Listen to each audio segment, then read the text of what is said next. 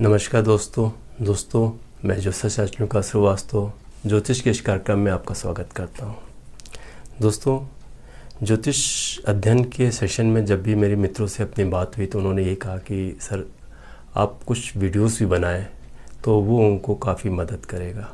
इसी को ध्यान में देते हुए मैंने कुछ वीडियोस बनाने का निर्णय लिया और आज मैं आपसे बात करूँगा कुंडली के 12 भावों के बारे में और उनसे विचारणीय विषय के बारे में। दोस्तों, ज्योतिष शास्त्र को 3 भागों में बांटा गया। पहला संहिता, सिद्धांत, संहिता और होरा। तो जो होरा था, होरा शास्त्र है, होरा शास्त्र के अंतर्गत ही हम व्यक्ति के जीवन में पड़ने वाले शुभ अशुभ प्रभाव के बारे में अध्ययन करते हैं। हमारे ऋषियों ने एक कल्पित व्रत की संरचना की और उसको 30-30 डिग्री पे बांट दिया। तो जब 30 डिग्री में बांटा तो वो कुल 12 भाव हुए, 12 भाग में बटे। ये जो 12 भाग में बटे, इसी को उन्होंने राशि का नाम दे दिया। हर भाग को उन्होंने एक राशि का नाम दे दिया और उस राशि में सबसे पहला उन्होंने 1 नंबर दे दिया मेष राशि को, 2 नंबर दे दिया वृष राशि को, 3 नंबर दे दिया मिथुन को। इस तरह क्रमांक करते हुए 12वीं राशि दी उन्होंने मीन राशि को। और उन्होंने फिर वो बताया कि जो ये कल्पित व्रत है ये एक धुरी पे घूमता रहता है और हर 2 घंटे बाद में एक राशि एक दिशा पे आती है, उदय होती है और फिर वो 2 घंटे बाद, लगभग 2 घंटे बाद मोटा मोटा अनुमान वो उसमें अस्त हो जाती है। तो अब कुंडली कैसी बनती है?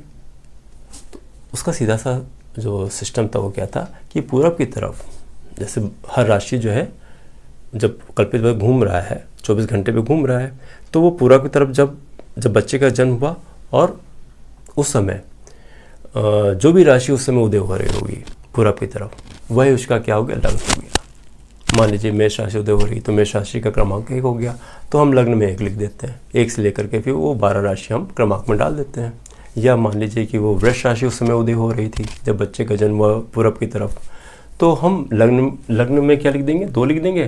फिर 2 से लेकर के फिर 12 तक पूरा यहाँ पे लिख देंगे। 2, 3, 4 से लेकर के यहाँ तक, यहाँ हमेशा आ जाएगी। इस तरह से हम राशियों का हम यहाँ पे लिख देते हैं। तो इसके बारे में तो मैं जब राशियों के बारे में चर्चा करूँगा तो आपको बताऊँगा। आज तो पहले मैं आपसे लग्न कुंडली के भावों के बारे में बात करूँगा। दोस्तों, मान लीजिए कि पूरब क्षितिज में किसी बच्चे का जन्म हुआ और उस समय वृष राशि उदय हो रही थी, तो यहाँ हम क्या लिखेंगे, 2 लिखेंगे। उसके बाद यहाँ 3, यहाँ 4, यहाँ 5, 6, 7, 8, 9, 10, 11, 12, 1। इस तरह से राशियाँ हम लिख देंगे। लेकिन सबसे पहले तो ये बताऊँ ये है क्या। ये कुल आप देखोगे तो इसमें 12 भाग बने हुए हैं। 1, 2, 3, 4, 5, 6, 7, 8, 9, 10, 11, 12। ये 12 भाव कहलाते हैं। ठीक है, ये कुंडली के कितना हो गए, 12 भाव कहलाते हैं। और जो बीच का ये आप देख रहे हैं ये कहलाता है लग्न भाव। यानी कि जब आपकी जो राशि उदय हो रही थी पूरब क्षितिज में बच्चे के जन्म के समय, यहाँ पे वो राशि लिखी जाती है। ये प्रथम भाव हो गया। तो ये भाव क्या होते हैं, ये स्थिर रहते हैं। बस यहाँ पे पढ़ने वाली राशियाँ क्या होंगी, वो बदलती रहेंगी। ठीक है ना। तो जैसे यहाँ पे जो है कर्क राशि उदय हो रही थी, यहाँ पे 4 लिख देंगे। 4, 5, 6, 7 इस तरह करते हुए हम चले आएंगे। तो यहाँ जो राशि उदय हो रही है यहाँ पे वो नंबर लिखा जाएगा उसका। कर्क राशि का नंबर 4 होता है, यहाँ 4 लिख देंगे। 4, 5, 6, 7, 8, 9, 10। लेकिन वही ये प्रथम भाव ही कहलाएगा। मतलब ये स्थिर है, भाव स्थिर है, लेकिन यहाँ पढ़ने वाली राशियाँ आपकी बदलती रहेंगी। जो यहाँ पे आपको नंबर लिखा होता है वो राशियों का नंबर लिखा होता है और राशियों का क्रमांक लिखा होता है। तो चर्चा को आगे बढ़ाते हुए आप सबसे पहले मैं भाव के बारे में बताता हूँ। तो ये हमारा जो लग्न होता है इसको हम प्रथम भाव कहते हैं, और इसको द्वितीय भाव, इसको तृतीय भाव, इसको चतुर्थ भाव, इसको पंचम भाव, इसको षष्ठम भाव, इसको सप्तम भाव, इसको अष्टम भाव, इसको नवम भाव, ये दसम भाव, ये एकादश और ये द्वादश, कुल 12 भाव। ये स्थिर भाव है। अब हो गया कि प्रथम भाव से आप क्या देखते हैं, तो प्रथम भाव से शरीर, रूप, रंग, कद, सिर, मस्तिष्क, आरोग्यता और स्वभाव का अध्ययन किया जाता है। आप जातक जो जन्म हुआ, जिस बच्चे का जन्म हुआ, उसका शरीर कैसा होगा, उसका रंग रूप कैसा होगा, इसका हम अध्ययन, उसका स्वभाव कैसा होगा, इसका अध्ययन हम लग्न से या प्रथम भाव से करते हैं। उसके बाद आता है आपका द्वितीय भाव। द्वितीय भाव से हम वाणी, कुटुंब, स्वार्जित संपत्ति, दाहिनी नेत्र और ये मार्ग स्थान भी है।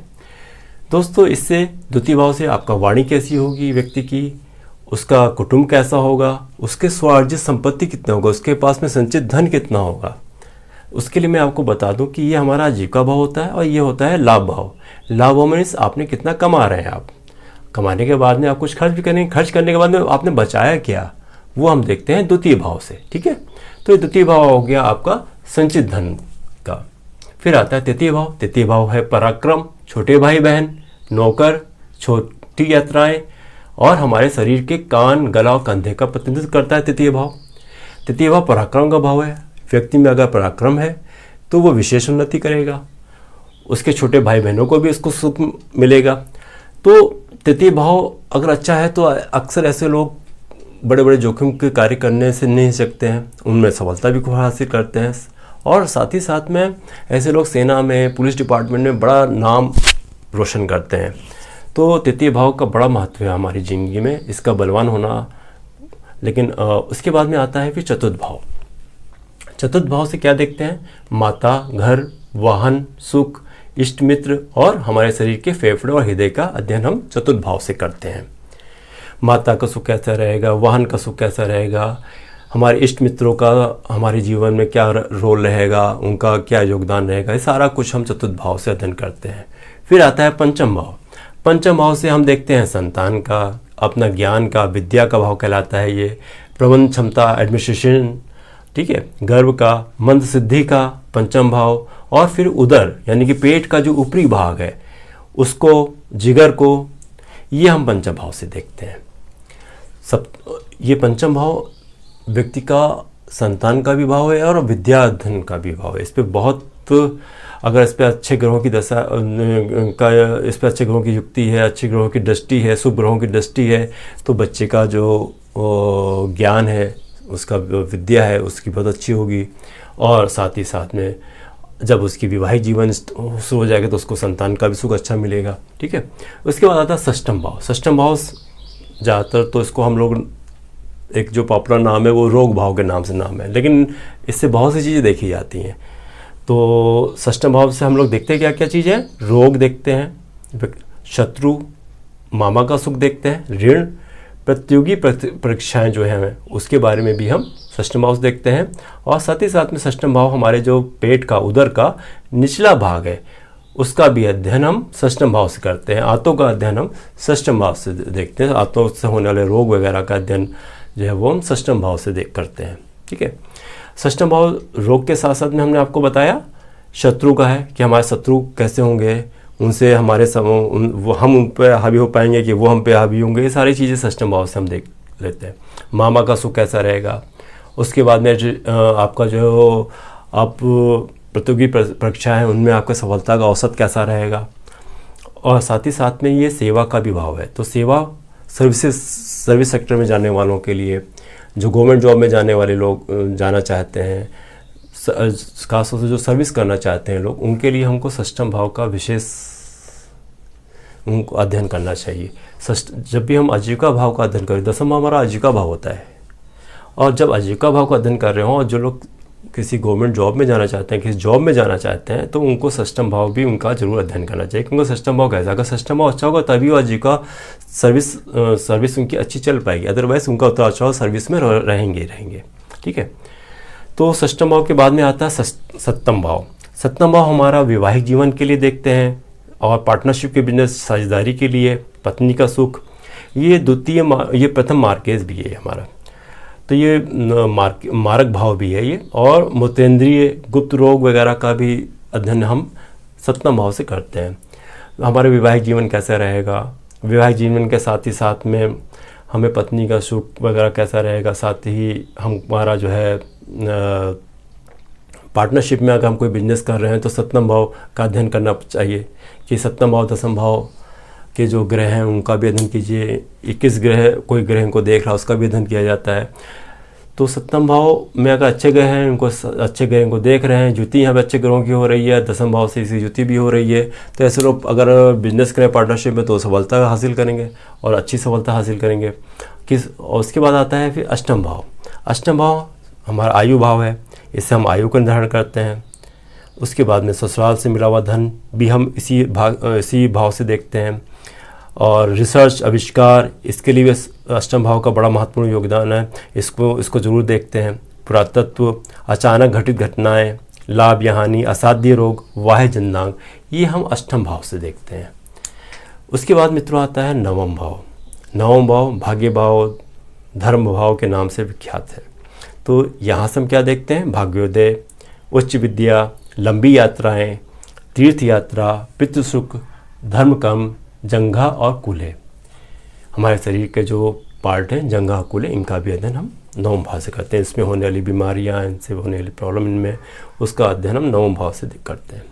तो यहाँ से हमारा क्या देखा आपने? नवम भाव से अपने भाग्योदय देखा, व्यक्ति का भाग कैसा। अगर व्यक्ति का भाग अच्छा होगा तो ऐसे लोग जो है कम मेहनत में अच्छा सफलता हासिल करेंगे। अगर भाग्य में कुछ कमी होगी किसी, तो उसमें सफलता की दर में कुछ कमी आ जाएगी। तो उसका उपाय अगर किया जाए तो उनके भाग्योदय में जो आ रही अड़चनें हैं वो भी ठीक हो जाएंगी। इसीलिए नवम भाव का काफ़ी योगदान है। नवम भाव से एक चीज़ है उच्च विद्या का भी हम देखते हैं कि व्यक्ति की उच्च विद्या कैसी रहेगी, है ना। पंचम भाव हमारी विद्या हो गई जो उच्च विद्या से नीचे की विद्या हुई, मतलब जो आपका इंटर वगैरह का हो गया वो आप वहाँ से देख लीजिए। उसके बाद में आगे की जब आपको देखना हो तो वो आप नवम भाव का उसमें ज़रूर आकलन कीजिए। यहाँ से अगर इसका द्वादश भाव से संबंध बन जाए, द्वादश भाव हमारा जो विदेश गमन का भी है, तो नवम भाव का संबंध अगर द्वादश भाव से बन जाता है और नवम भाव अच्छा है, नवम भाव में अच्छे ग्रह की युक्ति है या नवम भाव को शुभ ग्रह देख रहे हैं, तो ऐसे लोग विदेश में ज़्यादा करके अपनी विद्या के दम पे, अपनी उच्च विद्या के दम पे बहुत नाम कमाते हैं और सफलता हासिल करते हैं। फिर आता है मित्रों दसम भाव। दसम भाव आजीविका भाव के नाम से विख्यात है।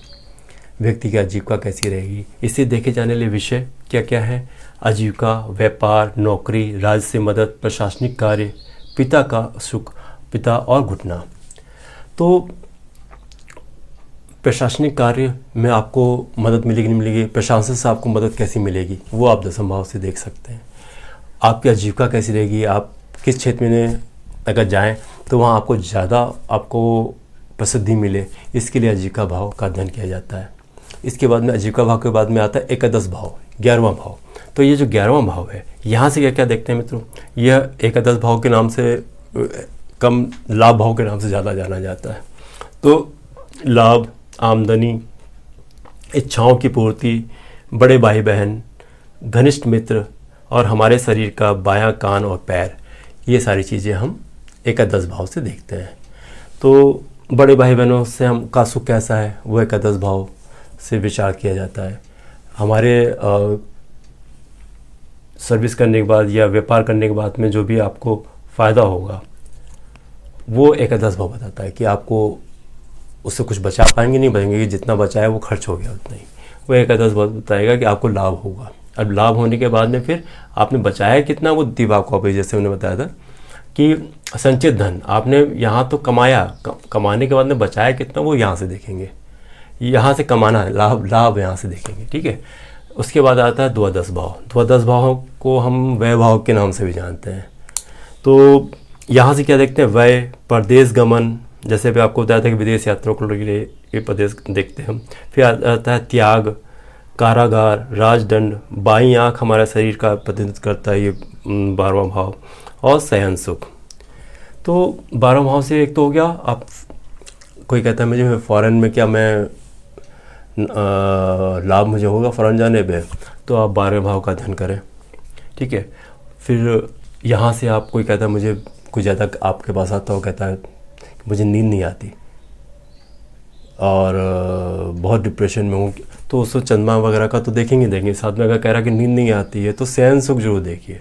ये हमारा शयन सुख का भाव है कि उसको शयन सुख उसके जीवन में ऐसा नहीं कि कहीं बाधित हो रहा, 12वां बाधित हो रहा तो शयन सुख उसका बाधित होगा, नेचुरली नींद नहीं आएगी।